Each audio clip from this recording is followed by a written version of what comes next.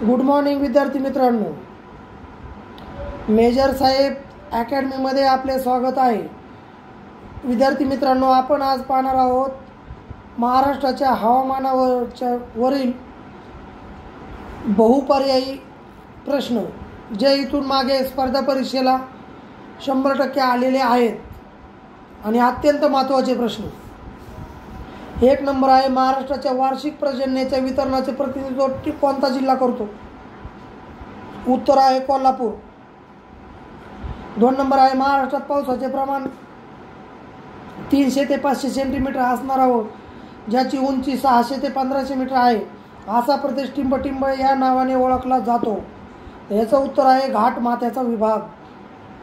3 number आहे, महाराष्ट्रात पर्जन्यछायेचा प्रदेश टिंबटिंब हा आहे. याचे उत्तर आहे अरुंद व सलग पट्टा. 4 नंबर आहे, महाराष्ट्रात रब्बी ज्वारीचे क्षेत्र टिंबटिंबमध्ये जास्त आढळते. तर ते आढळते, याचं उत्तर आहे आवर्षण प्रदेश. आवर्षणग्रस्त प्रदेशामध्ये ज्वारीचे प्रमाण जास्त आढळते रब्बी.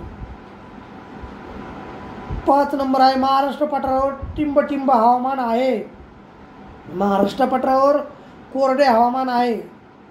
6 नंबर आहे, महाराष्ट्राच्या हवामानात सर्वात अधिक महत्त्वाचा प्राकृतिक घटक कोणता आहे? याचं उत्तर आहे सह्याद्री पर्वत. 7 नंबर आहे, सह्याद्रीच्या घाटमाथ्यावर हवामान कसे असते? याचे उत्तर आहे आर्द्र व थंड हवामान असते. 8 नंबर आहे, महाराष्ट्र पठारावर हवामान कसे असते? याचं उत्तर आहे महाराष्ट्र पठारावर उष्ण, विषम व कोरडे हवामान असते. 9 नंबर आहे, उन्हाळ्यात महाराष्ट्र पठारावर तापमानात काय बदल होतो? तर उन्हाळ्यात महाराष्ट्र पठारावर तापमानात बरीच तफावत असते. 10 नंबर आहे, उन्हाळ्यात ऐन मोसमात टिंबटिंबमध्ये 46 अंश ते 48 अंश सेल्सिअसपर्यंत तापमान वाढत असल्याची नोंद आहे. तर याचे उत्तर आहे खानदेश व पूर्व विदर्भ. खानदेशात व पूर्व विदर्भात उन्हाळ्यात 46 अंश ते सेल्सिअस ते 48 अंश सेल्सिअसपर्यंत तापमान वाढते. 11 नंबर आहे, नागपूरमध्ये मे महिन्यात दैनिक तापमान कक्षा टिंबटिंबपर्यंत आढळते. तर याचं उत्तर आहे 29 अंश सेल्सिअस. मे महिन्यात नागपूरचे तापमान हे दैनिक 29 अंश सेल्सिअसच्या पुढेच असते. 12 नंबर आहे, उन्हाळ्यामध्ये खानदेश आणि विदर्भात टिंबटिंबमुळे काही लोक दगावतात. याचे उत्तर आहे खानदेश आणि विदर्भात उष्माघातामुळे काही लोक दगावतात. 13 नंबर आहे, महाराष्ट्रात उन्हाळ्यामध्ये सर्वात जास्त पाऊस टिंबटिंब जिल्ह्यात काही भागात 10 ते 12.5 सेंटीमीटर दरम्यान पडतो. तर याचे उत्तर आहे कोल्हापूर जिल्ह्यात. 14 नंबर आहे, टिंबटिंब येथे उन्हाळ्यामध्येही सापेक्ष आर्द्रतेचे प्रमाण जास्त असते. कोकण. महाराष्ट्रात हवामानदृष्ट्या सर्वात महत्त्वाचा काळ टिंबटिंब आहे. महाराष्ट्रात हवामानदृष्ट्या सर्वात महत्त्वाचा काळ हा पावसाळा आहे.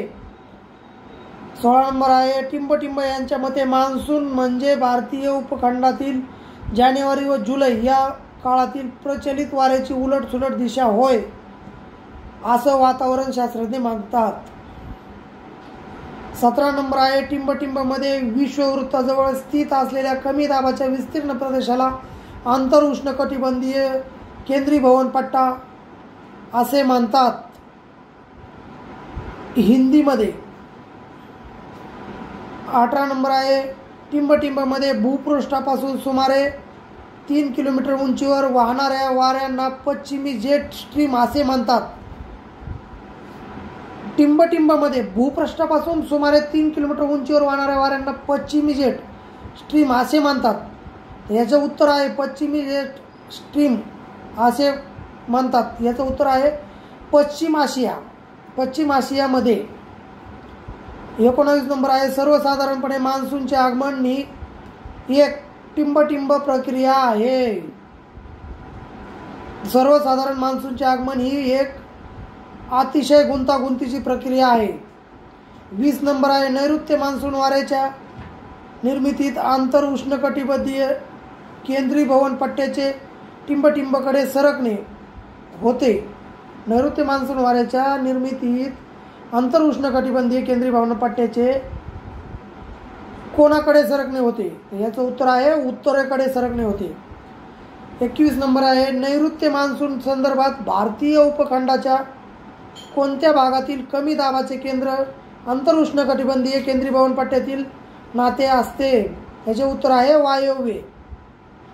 पश्चिमी जेट स्ट्रीमच्या टिंबटिंबनंतरचं अंतर उष्णकटिबंधीय केंद्रीभवन पट्टा आणि पूर्वीय जेट स्ट्रीमचे आगमन होते.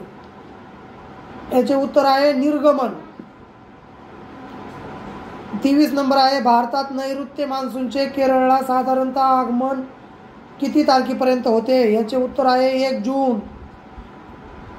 आणि महाराष्ट्रात नैऋत्य मान्सूनचे आगमन हे किती तारखेपर्यंत होते? तर त्याचे उत्तर आहे 7 जून. मुंबईला नैऋत्य मान्सूनचे आगमन सुमारे टिंबटिंब दरम्यान होते 10 जून. आंतर उष्णकटिबंधीय केंद्रीभवन पट्ट्याच्या स्थानावर टिंबटिंबला अवलंबून असते आवर्ताचा भाग. 26 नंबर आहे, नैऋत्य मान्सूनच्या आवर्ताच्या मार्गास भारतीय मौसम विज्ञानात काय म्हणून ओळखतात? याचं उत्तर आहे मान्सून द्रोणी. 27 नंबर आहे, नैऋत्य मान्सूनच्या काळात सर्वसाधारणपणे मध्यंतरी पाऊस पडत नाही, याला टिंबटिंब असे म्हणतात. नैऋत्य मान्सूनच्या काळात सर्वसाधारणपणे मध्यंतरी पाऊस पडत नाही, याला मान्सून खंड असे म्हणतात. 28 नंबर आहे, भारतात मान्सूनचे निर्गमन होत असताना बंगालच्या उपसागरावरून वारे वाहून टिंबटिंब किनारपट्टीवर पाऊस देतात. याचे उत्तर आहे, भारतात मान्सूनचे निर्गमन होत असताना बंगालच्या उपसागरावरून वारे वाहून तमिळनाडूच्या किनारपट्टीवर पाऊस देतात. 29 नंबर आहे, महाराष्ट्रात सार्वजनिक वार्षिक पर्जन्यापैकी नैऋत्य मान्सूनमुळे किती टक्के पाऊस पडतो? याचे उत्तर आहे 85% पाऊस पडतो. 30 नंबर आहे, महाराष्ट्रात पावसाळ्यात पावसाचे मासिक प्रमाण आणि प्रादेशिक वितरण याच्यात काय फरक असतो? याचं उत्तर आहे तफावत व विविधता हा फरक असतो. तर मित्रांनो, आपण पाहिलेले आहे आता महाराष्ट्राच्या हवामानावरील अत्यंत महत्त्वाचे प्रश्न जे की इथून मागे स्पर्धा परीक्षेला येऊन गेले आहेत आणि इथून पुढेही येणार आहेत, अत्यंत महत्त्वाचे. आजचा व्हिडिओ कसा वाटला? आवडला तर लाईक करा, शेअर करा, कमेंट बॉक्समध्ये कमेंट करा आणि असेच नवनवीन व्हिडिओ पाहिजे असतील तर आमच्या चॅनलला सबस्क्राईब करा.